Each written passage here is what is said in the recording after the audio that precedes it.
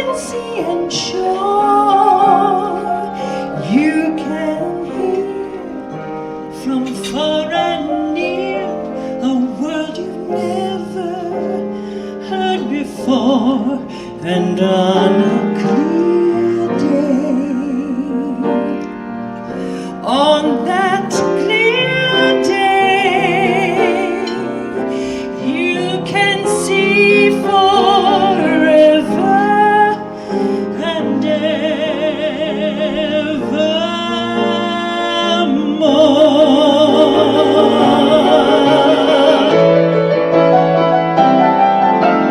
Anyone among us have an inkling or a clue what magic feats of wizardry and voodoo you can do? And who would ever guess what powers you possess? And who would not be stunned to see you through? There's more to us than surgeons can remove. So much more than we ever knew. So much more were we born to do. If you draw back that curtain, this I am certain, you'll be impressed with you. You feel part of every mountain, sea, and shore. You can hear from far and near a word you never heard before. And on a clear day, on that clear day, you can see forever and ever and ever and ever more.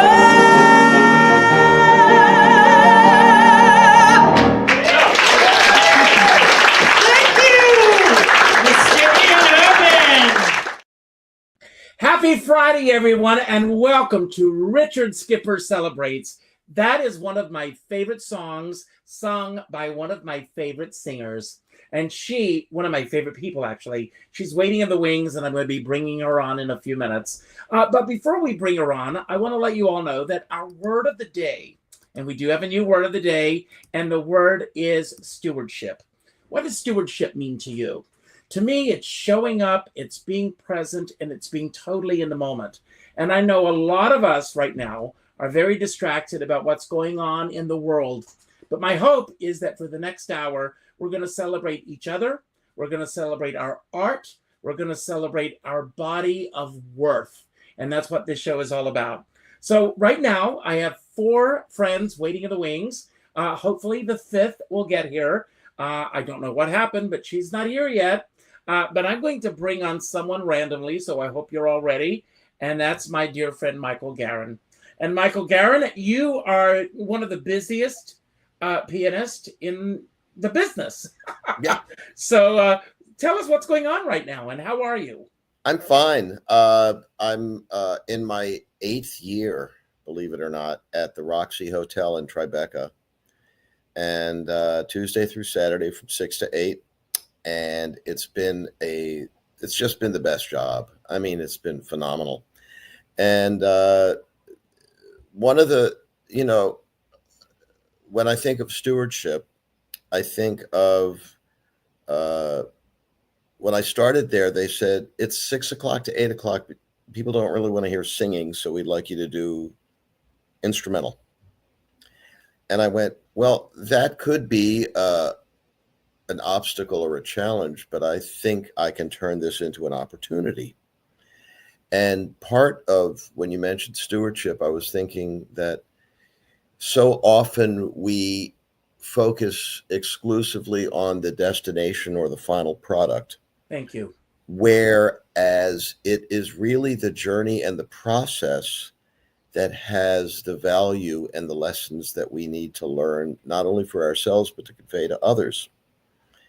And stewardship for me means accepting the process as the product.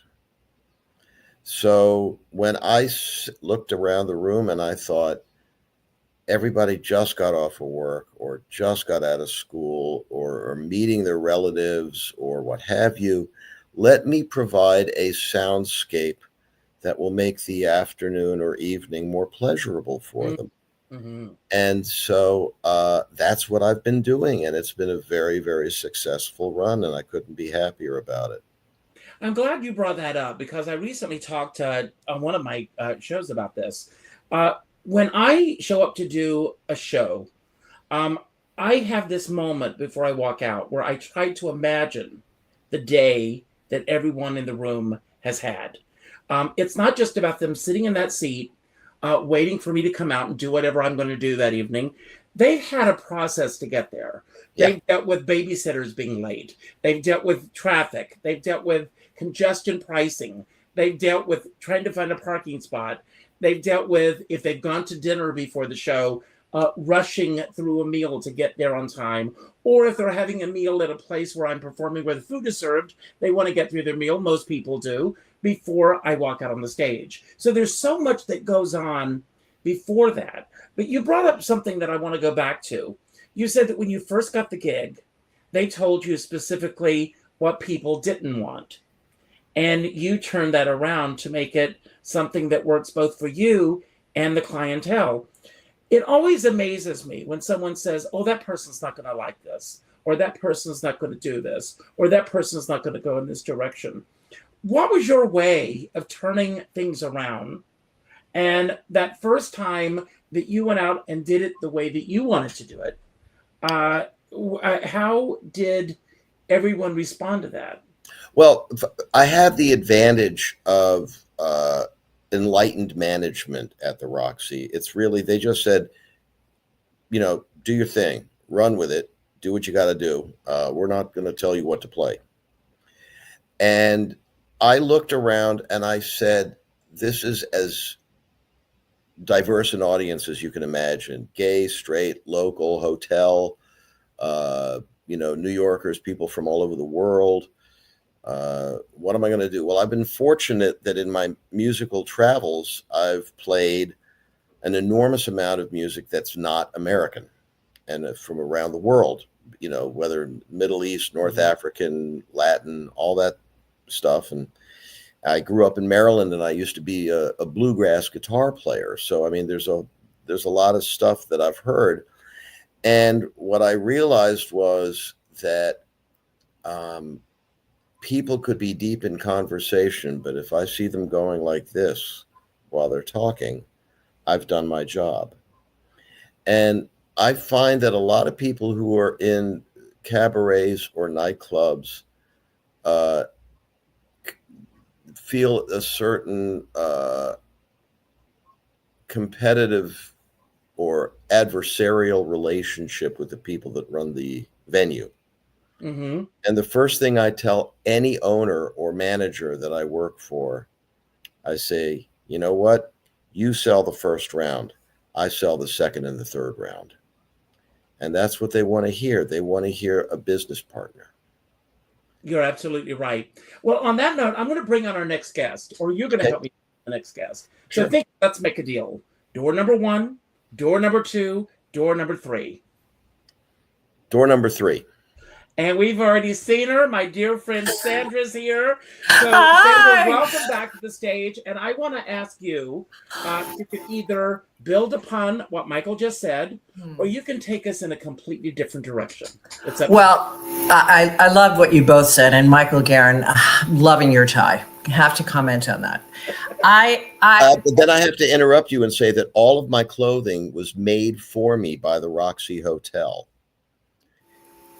There you go. There's some stewardship. I love it. And oh my gosh, thank you for playing On a Clear Day. It's one of my favorite songs of all time too. I walked into my office today and I turned on my music and I was already going to play that. I had already made up my mind. I turn on the radio and what's playing On a Clear Day. Oh, I love it. I love it. Well, and it so goes in alignment with what you said about presence. I mean, that song is about the aliveness and being present to nature, to the moment. Presence is about intimacy with life and relationship with everyone, every moment. There's a give and a take and an energetic aliveness. And I think of stewardship as that, as a relationship. I'm married to somebody who talks a lot about stewardship of the land. And I really get being in relationship and managing our relationship with land. But he and I have had conversations about stewardship of consciousness. I mean, as someone who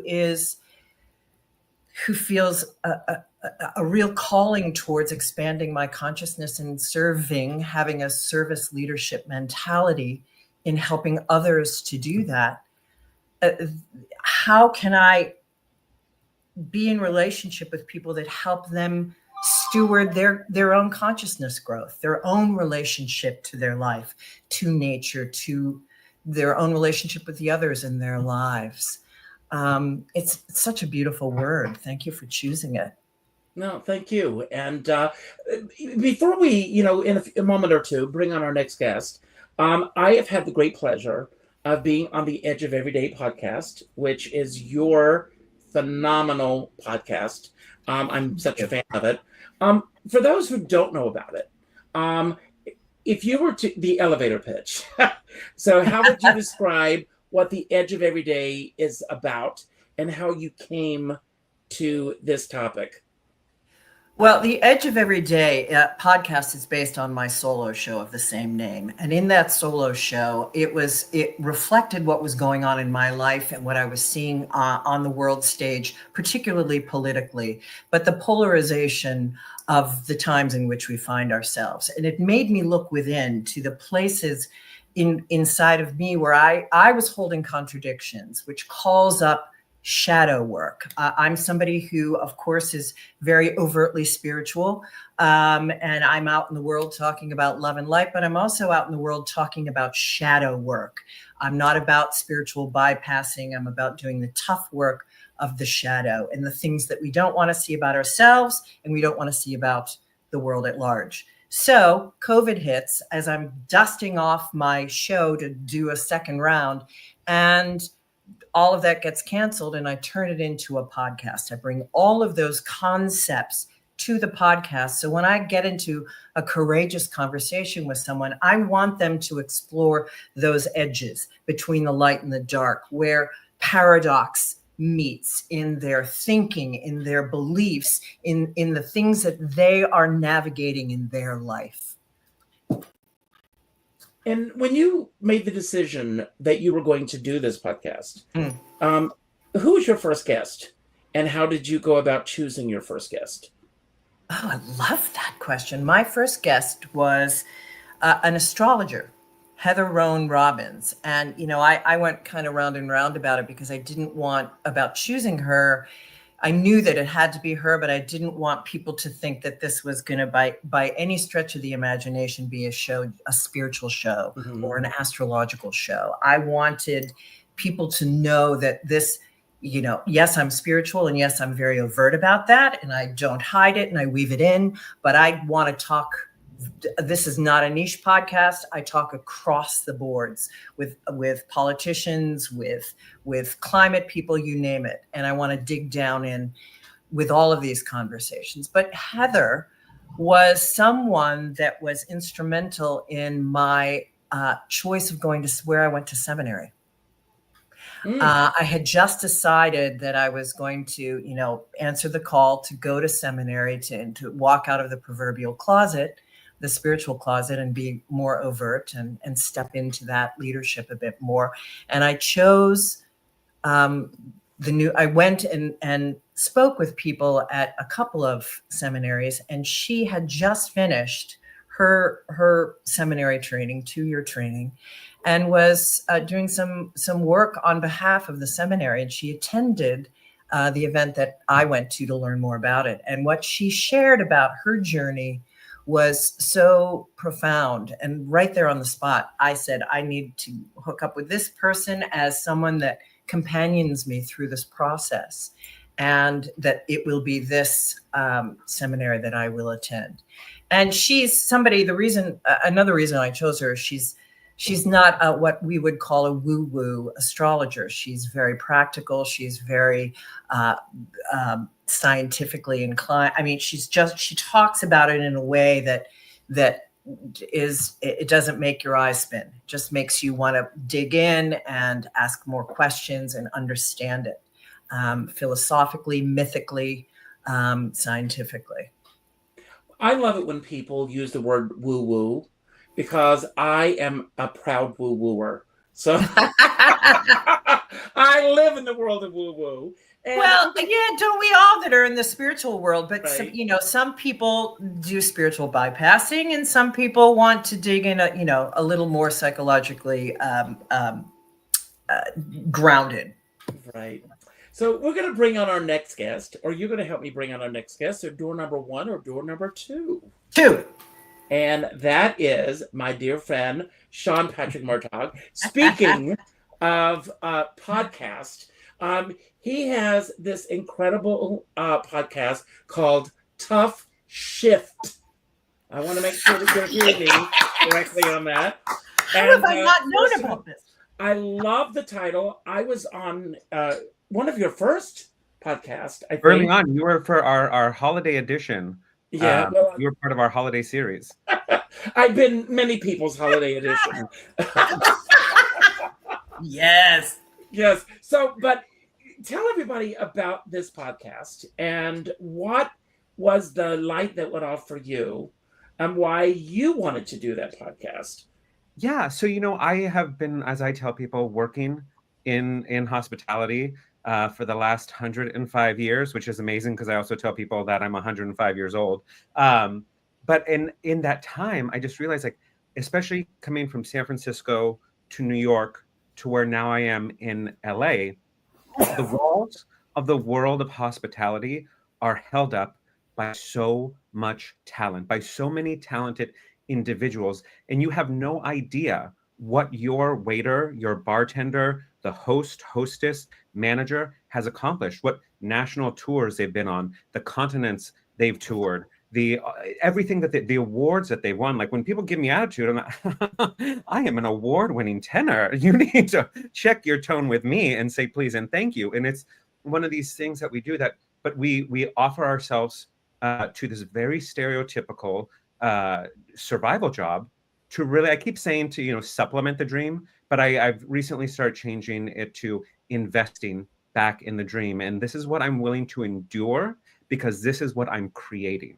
I am creating these shows that bring people together. I am creating these shows that give me a voice when other people aren't necessarily hiring me. So it's about staying proactive in my field. And I moved out to Los Angeles right at the beginning of the strike, the most recent strike, which we're still coming back from. And I'm not someone who lets grass grow under my feet. So it's just like, I'm surrounded by all these talented people. I have just my entire phone and Facebook is filled with these amazing people that I have survived brunches with, I have folded napkins with, and I want people to know the talent that's in this industry. So I bring them on, we talk shop, exchange war stories, and then I want the world to hear about them and how they can support them and where we can, come together and build this community of, like, there are more like me. We can do this. We can continue doing it, whether you're in hospitality, whether you're still performing or not. This is our community, and we need to stand up and support each other and give each other the likes, the comments, the shares, the subscriptions on all social media to really get our voices out there. And much like we're doing here with Richard Skipper Celebrates, is bringing our community together to uplift, which I think it just embodies the idea of stewardship, to be, like, this is our community. We're going to take care of each other, kind of like, in a very building the barn type manner. We're all going to come together with the tools and supplies we have, and we're going to make this happen. And I think, I'm sure for each one of us, I can already assume that that's ingrained in us because we have, an entire memory and a lifetime of role models. I know I was raised by the most amazing community of Salvadoran women. And before people get it wrong, I'm not talking about nannies. I'm talking about my family. Those are my grandmother and her sisters who really just kind of embodied what it is to be a community. You need this, I got this. You need that, boom, boom, boom. And it's, you need food, you need clothes, you need whatever. And I just saw that. So it just always, and then both my parents are very generous of spirit. And so I just keep seeing these ideas of community in action. And it's just, that's shaped my life. And so bringing people together to share stories and uplift one another, it's no wonder we're all friends, like attracts like. Yeah. All these things that you just said, there's so many things to unwrap here. Right after Ryan Seacrest went to Wheel of Fortune, I saw an interview with him. And he was talking about a book, I wish I knew the name of it right now, that was based on the hospitality industry. And he said he read this book, and Michael, you touched upon this as well. He said that when he went into this business, he read this book early on, and that no matter what business you're in the hospitality business. Yes. And that once we come from that mindset in terms of how we put our energy out into the world, it's going to come back that same way. And it's just so important that we do, at this point, build everyone up. I want to bring Helane on, who's been waiting patiently in the wings, so that we can have a real discussion. Hi. In a moment. Hello, how are you? Thanks, I'm great. Thank you. So I want to tell everybody, you have a project that you're working on called Mr. Puppy the Musical, which word on the street is based on Sean, his life story. Yes, I'm the casting director. I actually saw it done as a reading last year, and the director choreographer, Jonathan Cervula, who you know, invited me to take part in it. So we are in the beginning stages of getting all those details, like, renting the audition room and what we want the actors to do. And I've done some preliminary work. That actually is a segue to stewardship, because I had told Jonathan, even before I kind of technically signed the contract, I made a joke. I go, I know where you live. But I said I started doing some preliminary searching my files, and I go to shows, I'm in writing groups, and if I see actors who I think they're right, I am in touch with them. And he said, wow, that's so great. And I said, because in the end, it's my job, and I look at stewardship as trust. You're entrusting me with a project, and whether that's acting or writing or casting. I also spent many years in the hospitality business. I actually wrote the manual for the restaurant I worked in. And again, I was a maitre d' in a celebrity-ridden restaurant. And I worked with all the major concierges in New York City as a sales rep for the restaurants we had. So my whole motto was, how can we serve you? How can we serve your guests? And I think that's everything in life. I take care of people's children. They entrust their kids to me. Well, I've been thinking about this last week, Monday, I think it is. Mercury retrograde ends. Thank God. Because a week ago today, my email just stopped. And I was on the phone all day with my server, trying to figure out the problem. And they told me that something was going to expire. I ended up not knowing at the time, but I bought 3 different domains, which I've been able to clear up. But trying to do this, then I converted to Fios this week. And I've been dealing with all of this mishigas going on around me. And then going out to see a show the other night and walking in and saying, nobody was there when I arrived. If possible, I would like to sit with 2 friends that are going to be here tonight. And rather than saying, let me see what I can do to help you, first words were, we're sold out tonight. And I said, I realize that you're sold out, but there's no option when we buy our tickets to say we would like to sit with friends that are here. Can you possibly put us together? Or we're sold out tonight. And and this idea of just going that step further, just to say, let me see what I can do, even if under their breath they're telling me to go screw myself. Just as those words mean so much to me. And I'm sure that all of you would agree with that. I know 100%. That's exactly. I used to train all the hostesses in the restaurant. And I say, do not say, if someone asks for an 8 o'clock, don't say, oh, we're booked until 11. Because I said, you just shut off the conversation. Mm-hmm. You've just cut off the relationship. You go the step further, like you said, that extra energy. And you say, right now, we are booked. We welcome you to come in, put your name at the front desk. You can have a meal at the bar or an appetizer. There are people that don't show up, that are late. We will work with you. That extra 1 minute of energy can make a whole difference. And you've just acquired, and that's in everything. I noticed that taking that extra moment, you brought up, and I'm going to give her a shout out, Melissa Errico. I used to go to Broadway Blessings, and I started singing in the choir. And the 1 year I did it, my father had just passed, and I was trying to get back in the business a little bit more full time. And she was our guest star. And I just sort of said that, I was talking to her after it, and she spent time with me and just gave me these beautiful sayings about, she had the same thing. She had her 3 children, but just some great, I don't know, even remember the exact words, but it set me off into going back and getting the strength and getting the mindset.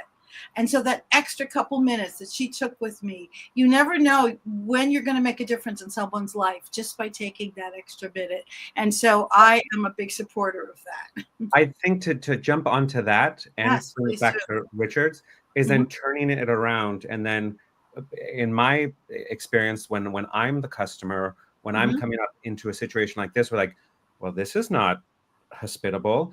I have to take that extra minute with them and give it back to them, because I assume if I were to come up to something like that, I would not say, this person is really bad at their job. The way my brain goes to, and all the years I've experienced this, something above them is making their job, something in the structure of this place, a manager, an owner, somebody is making it to where they don't have that bandwidth to do their actual job, which is to just be the smiling face that greets them. My priorities in a restaurant, my hierarchy is myself first and always first, because in order to give that service, I have to protect my heart and my peace. Second are my coworkers, because no one, and again, coming from strong Salvadoran women, no one will speak to my family that way ever in your life. If you're a customer, an owner, a manager, no one will ever speak to my family. And my coworkers are my family. Now, if they do something wrong and they deserve that, then go right ahead, speak to them that way. But rarely is the case. And then customers and restaurant kind of vie for last place based on the situation. So in this, if I were to come like, we're booked, I would just be like, you know what, we can grab a drink after the show, or we can exchange seats later once we get sat. But I look at that situation and I think this is, to exactly what you say, my opportunity to give them that extra time.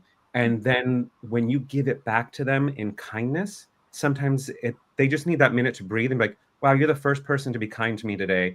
You know what, actually, not only can I seat you together, but I can give you a better seat. And so always... Well, thank you for saying that. I will say this. I did not lose my cool. I was very, very polite with her. No, I did not lose my cool. I can't imagine you losing your cool. No, you can. And she did accommodate us. Yeah. So I do want to go there. But I'm just saying that introduction, is always very, very nice. Yeah. I want to give a shameless plug right now for myself, because I'm very excited about this. I've just signed a contract to go to the Laurie Beachman Theater.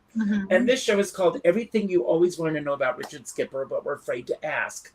And there's going to be a QR code on, before the show starts, question cards that are going to be passed out. And I set this up this way because the one thing that I've learned about myself in this business, even when you're doing what is called a one-man show, there's no such thing as a one-man show, because there's a team of people that are lifting you up to get you there, from the person that you first encounter when you walk in, to the lighting directors, to everyone.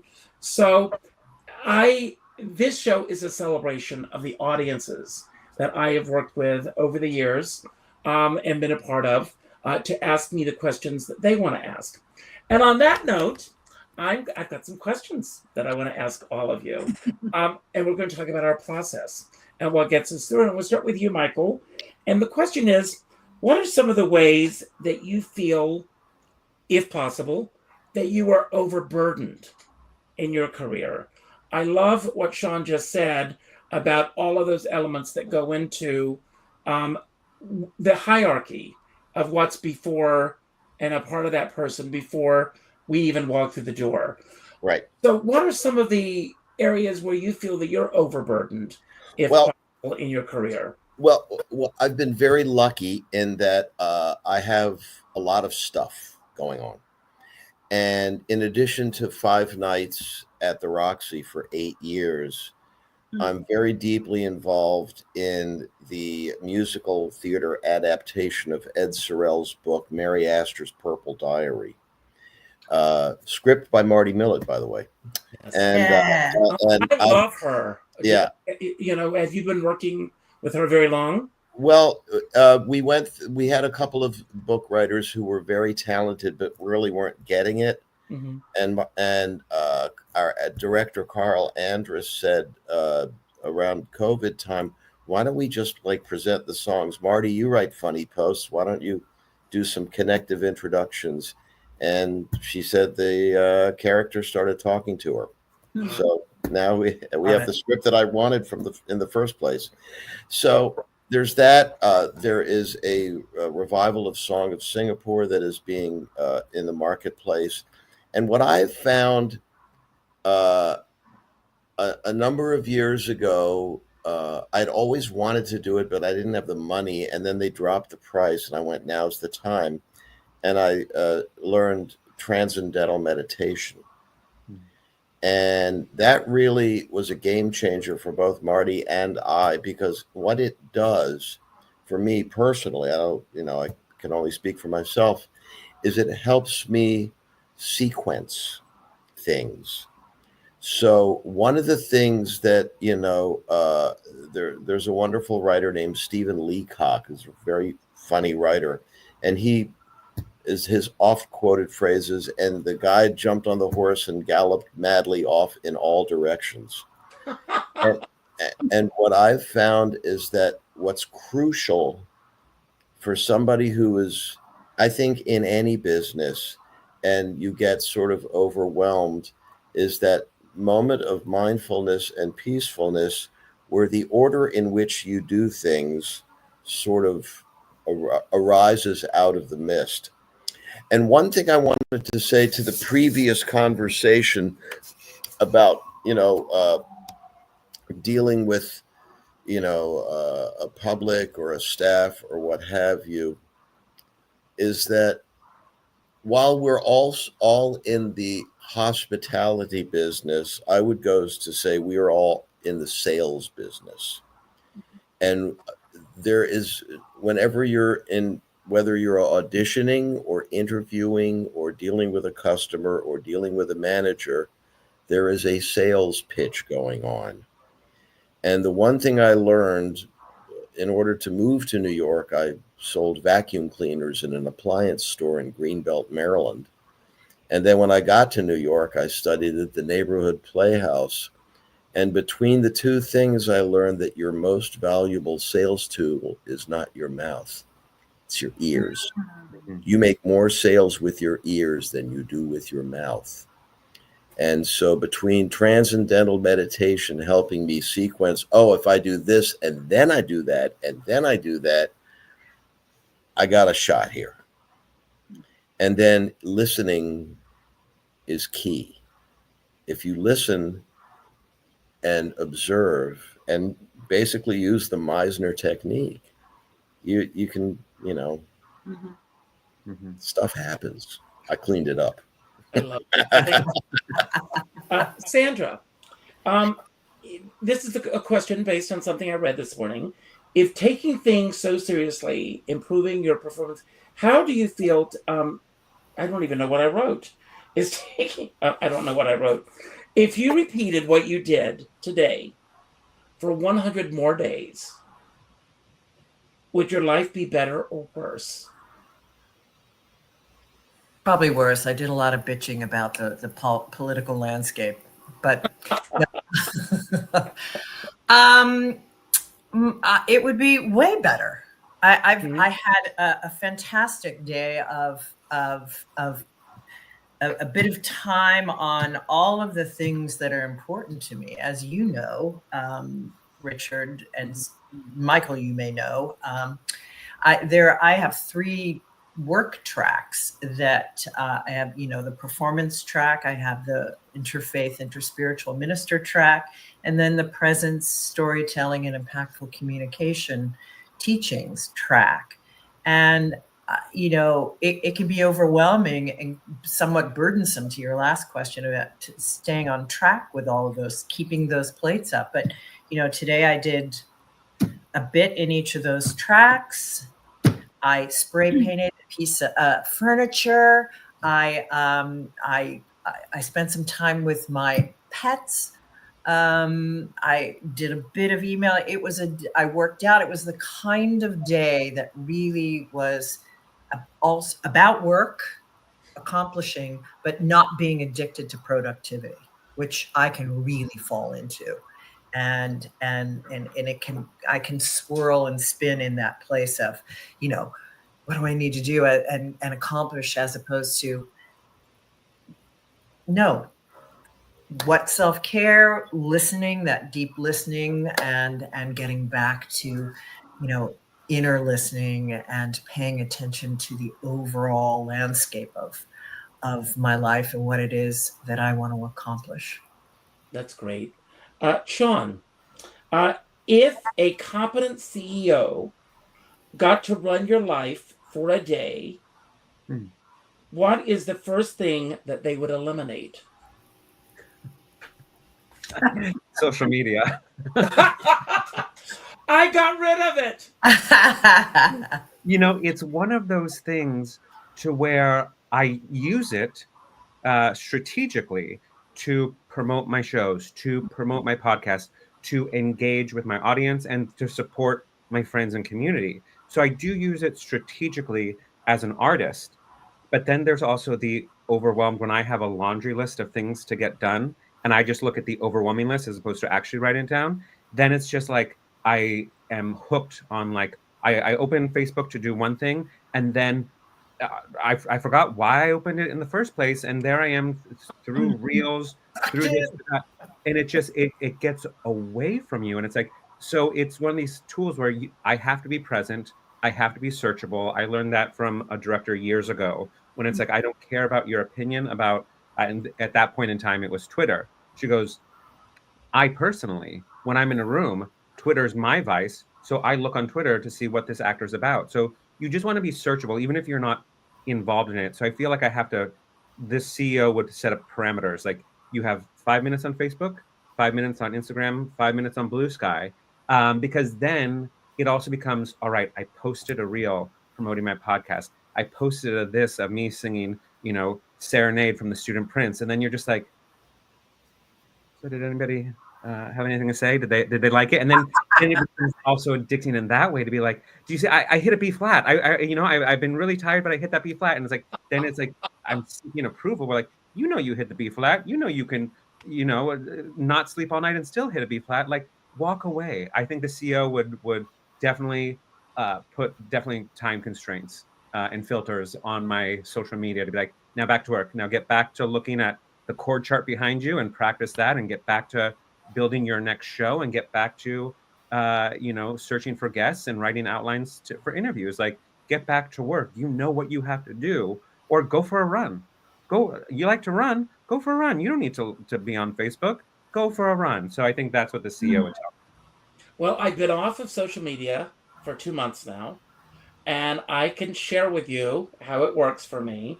The first step is take the apps off of your phone. Yeah, that's the first step, and then all the other stuff. And I'm getting the same messages out. As a matter of fact, I think I'm getting my message out to a wider audience than I ever did on Facebook, to be honest with you. And one thing that I commend you for, your newsletter for Tough Shift is an incredible newsletter. I love getting it, and it keeps me informed. And the more that you continue to do that, the more your subscribers are going to grow. I recommend a newsletter for all of you.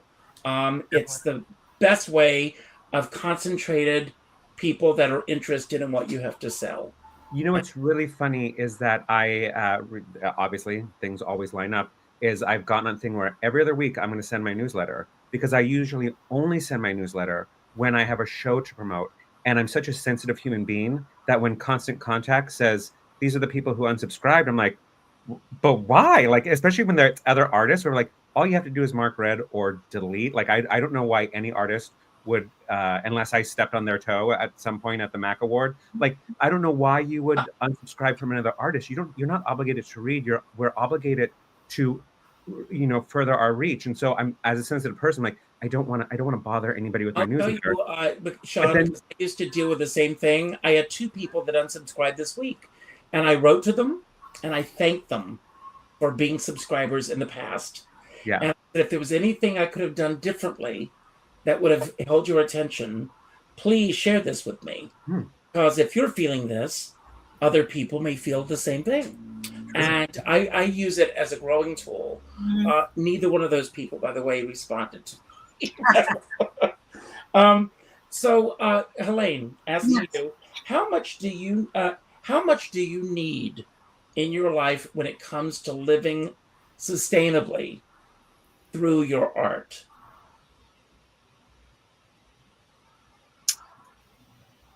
I don't seem to run out of anything except time. I have a lot. I don't just have a 4-burner stove. I have an 8-burner stove. So I have a lot of projects that I've maybe started or want to do. So there's always something to reach for. One of the things I'm grateful is because in the old days, you could only pick one thing. People were suspicious if you picked up another hyphenate. And I'm so happy that that's not there anymore, because I've always considered myself wanting to do so many things. And it was upsetting when I was younger because I was living in the pick one world, and now I get to do so much. So what I like for me, and this is going to sound funny, as much as I love acting and I love casting and I love writing, every once in a while, each of those businesses can irritate me or just get on my nerves. So I'm like, okay, I'm going to put that one aside. We're going to look at something else. Or if I'm, What a great way to look at it. That's or sometimes if I'm not working in one, then I've got the other. But the CEO, I need that CEO, not so much for social media, just to say, really follow your to-do list. And I'm a Pisces. I'm very spiritual, very dreamy. However, when I do get that to-do list and I put the days and I can be really good too. So that I've got that. So that's really how I live my life. I support other people. I'm a big believer. That's what I use Facebook for. Promote my work, promote other people's work.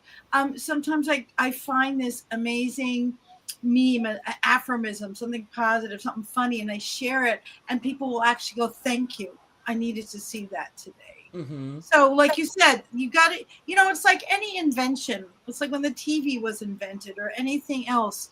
You have to know what the best way to use it and not let it run you over. That's just with every invention that has ever come up. That's absolutely true, and thank you for that, Sure. Michael. What do you feel that it is that you bring to the table in your profession that separates you from other people that are doing, for lack of a better phrase, the same thing?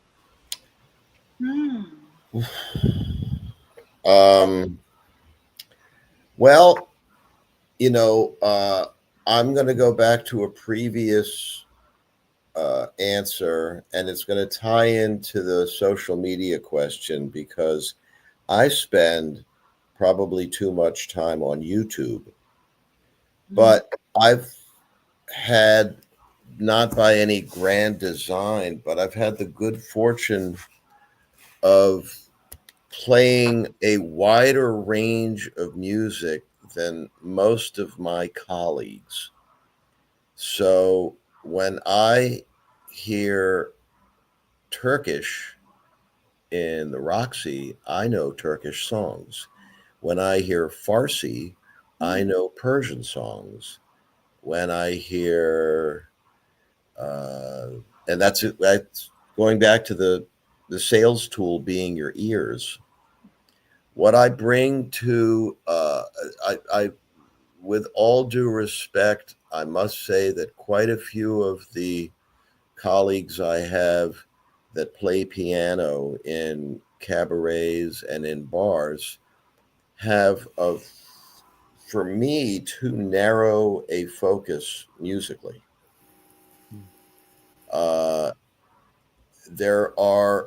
There's a lot of really cool tunes out there. Mm-hmm. Recently, I've become enamored with the formerly known as Berber, but now known as Amazigh, North African indigenous tribes, who write you gotta kind of sounding like Irish lullabies coming from Algeria. Wow. It's quite fetching and wonderful music.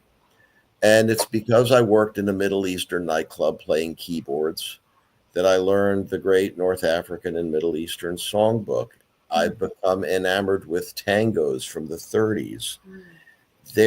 And I mashed them up with hip hop and show tunes at the Roxy because it's not, I mean, I understand specialization has its value, but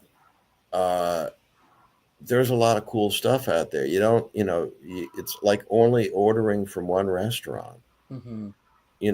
And then ordering the same thing from that restaurant. Yeah.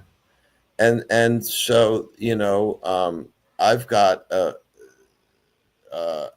I've got a whole sort of following who come to show their friend, hey, look, this guy's going to play Iranian pop songs from before the Islamic Revolution. I love it. And I do. And everybody has a great time. And, if I can plug the Habibi Kings, which is the band I started with a lot of the guys from that scene, we're going to be at the Roxy. I'm going to work a double at the ripe old age of 70 on April 19th. So I'm solo from 6 to 8. Then the Habibis will play the finest in non-regular music, and the belly dancer is going to go on around 9:30. So, wow, time your drugs for that. That's wonderful. Sandra, is there anything that you're holding to? I think you'll know what this means, and if so, why?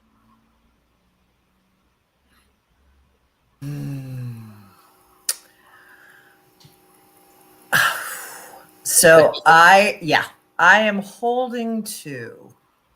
I've recently come up with a phrase called ferocious compassion. I am holding to, in today's world, of allowing my highest understanding, high vibe understanding of compassion is allowing people to have their path, to make their choices, have their path with no judgment. I'm working on the no judgment thing, but allowing them to have their path. And if you think about it, yes, you get to choose, you can vote for this person, but I don't have to, as a lifelong people pleaser that's been indoctrinated into every female around the globe, I have spent the last 10 years really not doing that and really choosing kindness, but not niceness per se. People pleasing, niceness.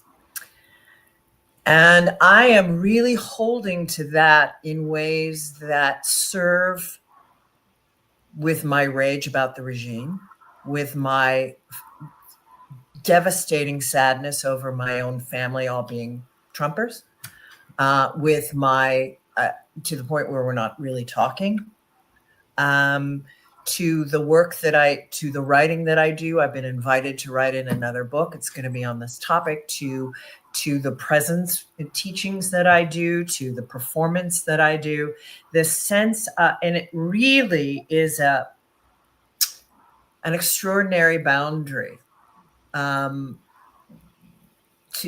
really hold. It's a mission of self-care. That you know what, I'm going to be ferociously compassionate, but I'm not making nice with you. And this all sprang out of somebody wanted to come and visit me. They were trying to hit up my husband for some tickets for something, and they wanted to. And I said, I would love to have you in our house. And I said, but but you're not welcome if you voted for Trump.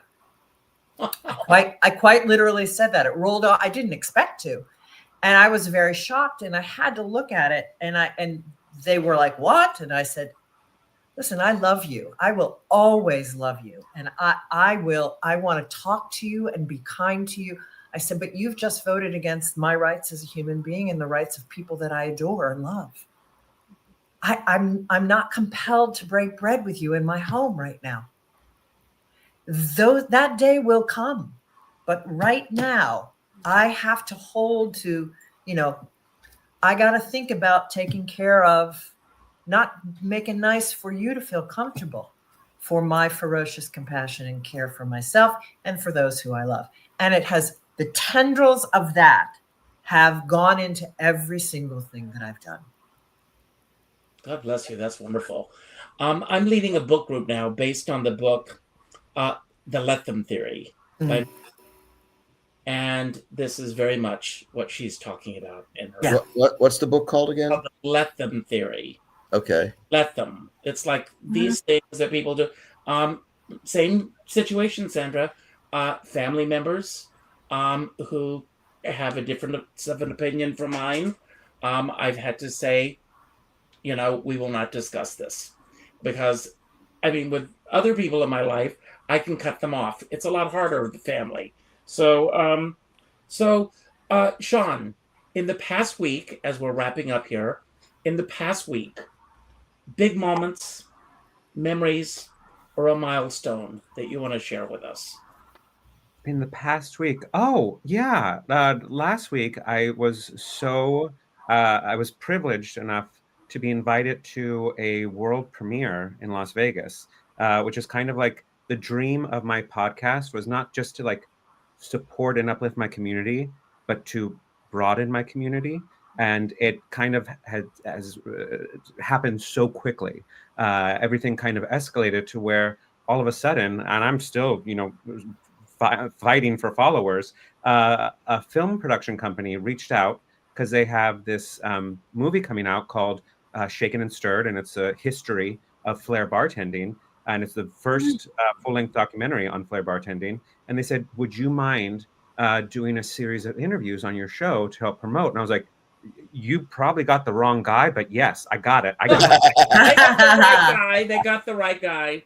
And so I had them on, and I was just overwhelmed by their talent and their heart. Here's a documentary about, competitive bartenders and the community they build and how they help each other to be better rivals at competition. And then they reached out like, hey, do you want to come out to Vegas? And we'd love to have you at this premiere. And I got to go and shake hands and meet all these wonderful people and explore and really promote my podcast to get more people to come to it, to get more people to hear their stories and your story and everyone that will ever be on it. And so it was this wonderful thing to where it's like, okay, cool. I may have not booked that TV show that I thought was great. I didn't book that season in Tuacahn. That's fine. I was really close, but there are things that happen that show you're on the right path. You are meeting the right people, and you'll book Tuacahn next year. You'll do this next year. You'll do whatever. That's fine. But for right now, you are still building your community, and you're still adding artistic value to this world. So, yeah. That's wonderful. Helane, and I read about it in the newsletter, so it was there. So it was great. Helane, name a win that you had this week, WIN, that you had this week that you'd like to celebrate with the rest of us. Yes, my business coach was very happy with me. I finally did what I said that I committed to. When I say business coach, I'm in a program for performers, but we are being not so much trained, but we're entrepreneurs. We're not just the artists, we have a business. And I've been putting off making a pitch video and sending it out to people that I don't know, that I haven't met. And so I just had like a shift of confidence, and I did this funny video. I work at New York Law School as an actor, and I was coming out of the building, and I thought, they even said, do it outside. My coach was saying, you don't have to have the backdrop and have this perfectly rehearsed. So I stood outside of New York Law School and I said, hi, I'm Helane Galek. When I'm not performing on stage or have a film in a festival, I'm playing a plethora of witnesses and clients at New York Law School, and then I'd like to meet you. And I felt really good about it, and so I sent them out. And I know that doesn't sound like maybe much, but for me it was getting in my way, because I started doing, we all do that. Oh my God, are they going to think I'm this? What if they don't like me? And I went, no, this is my business. It is my business to reach out to people who don't know me. So that's a perfect segue for what I want to say. Oh, great. Yeah. So Yes. That was exciting for me, that and now I'm ready to do even more. That's even the best part. That's great. I love all of you, and the world to me that you all said yes, and that's a very powerful word. I'm going to give my final word of the day, my final message of the day, and then I'm going to give each of you a chance to give your final word. It could be about anything that we spoke about today, anything that we didn't talk about that you wish we had, or just anything you want to share with anyone. But there's a caveat. I want you each to mention a teacher, a mentor, someone that you learned something from in life that has stayed with you your entire life. When I finish, I will turn it over to someone else, and then you turn it over to the next person.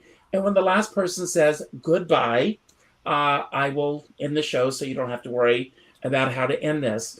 But I want to tell everyone, and Helane just said that for those who don't know you, Michael, Sandra, Sean, Helane, everyone, you've got to write these things down. See that? Oh, I don't know where that came from. But everyone, take a moment to write all these names down and Google them. And if you get a chance to check out their podcast, to check out where they're performing, to check out what they're doing, just reach out to them and tell them that you saw them on today's show. And that'll mean a lot to me. I have a dear friend, Sean Moniger, and he always says, we're all in the same storm, but we're in different sized boats. And I always say, I don't care what size boat you're on, as long as you have a skipper by your side. Now, I want each and every one of you to go out, and I want you to reach out to the third email that you get today, tomorrow, and respond to it with a phone call. Not an email, a phone call. And let that person know the impact that they've made on your life. And by doing so, you're going to make an impact on their life. The teacher that I'd like to celebrate is Florence Epps. She was my mentor when I was 13, 14, 15, 16. And she taught me so much about the respect of the people that have gone before us, how we respect them in this industry. And that each time we step on stage, and every time we step, Michael, when you sit at the piano to play this music from all of these great composers and writers throughout history, you're carrying their legacy forward. And we're all doing that every day with the work that we're doing. So go out and do something nice for somebody, and remember to reach out to that third person today. And with that, I'm going to turn it over to you, Sean. And before you start, thank you, Richard. I had a hard stop. I have to go. Oh, then you go first. And what? Okay. Sean. Check out the Edge of Everyday podcast, streaming on all your favorite podcast platforms and also at maximizeyou.life. Look for my upcoming chapter in the next anthology called Love Notes.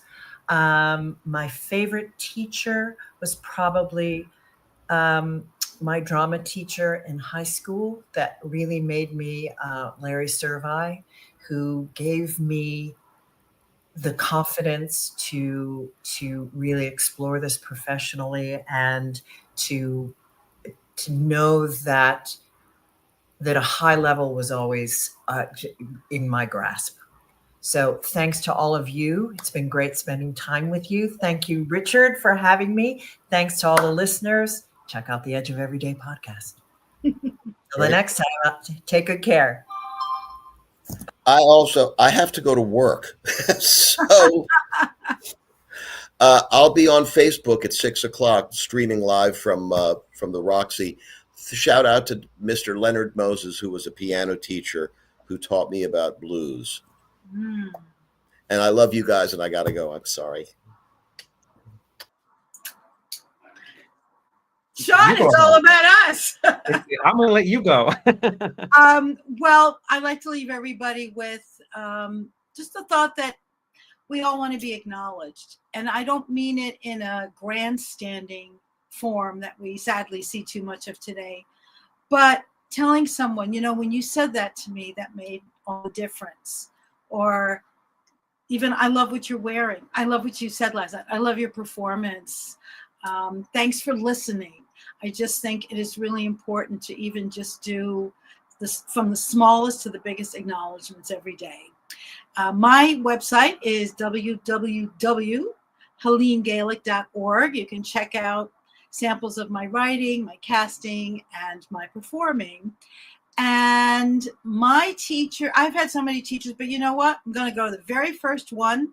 When I was 5, I think she is still alive. Her name is Jonah Lund. She was my first dance teacher. I started in dance, and I learned my 2 biggest lessons in show business. The first one is keep smiling, and the second one is you don't stop. If the lights go out, if your costume falls out, if the props go away, you keep on going. And that has stayed with me. Thanks so much, Richard. I had a blast. You are one of the best interviewers around. I loved all the people. And Sean, great to see you. We should talk sometime. You should be on my show. Yes, I'd love to be. And just goodbye. Have a great weekend, everybody. It's me. Look at the tenor managed to have the last word. That's skill. I want to thank you, Richard, for having us here today, and just kind of tie up a few things that I'm going to take away from today. Listening with, what Michael said, your biggest sales tool is listening and your ability to listen. And it's not just to the words that people are telling you, but like using all your senses, listening, sight, your observational skills to see what's going on. Read the room. Listen when you, like with Richard having that run-in with that maitre d'. Listen to the cues in that person's voice and kind of give them what they're missing.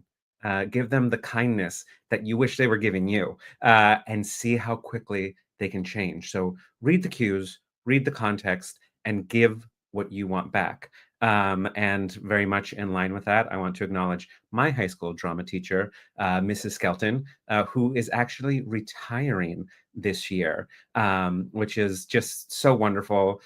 She has had such an amazing career and impact on so many lives, and so much so that all of us students got together. I flew back up to San Francisco to see the last musical at the high school she's currently working at, that she will be directing as a teacher. And it was such an amazing experience to be in that theater with so many people that not only love her, but whose life she impacted. And I would wish for all of us that we leave that legacy behind, that we treat people in a way that they think about us, however many years it's been since I graduated high school, but build the community and inspire the community around you. So that way, long after your tenure is through, long after we're here on earth, people will still feel the remnants of your love.